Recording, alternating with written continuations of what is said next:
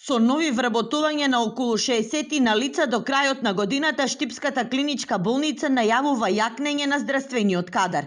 Веќе е добиена согласност за продолжување на договорите на определено време, а во тек е постапка за вработување на неопределено за 25 работни позиции.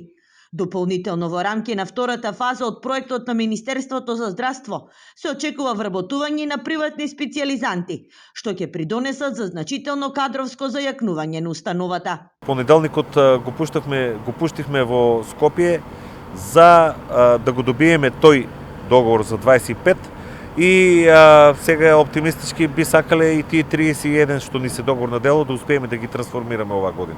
Значи тоа би било некаде околу 56 до 60 вработувања што ги имаме и се надеваме на таа втора етапа од Министерство за здравство што е за вработување на приватни специјализанти. Во најавените нови вработувања фокусот ќе биде ставен на средниот и техничкиот персонал, кадар со кој болницата во моментот најмногу кубури. Ке има многу помалку доктори отколку болничари, сестри, шофери, значи и од администрација исто така ке имаме, значи економист, правник. Буџетот на клиничката болница се планира да се зголеми за 10 до 15%, откако лани изнесуваше околу 870 милиони денари.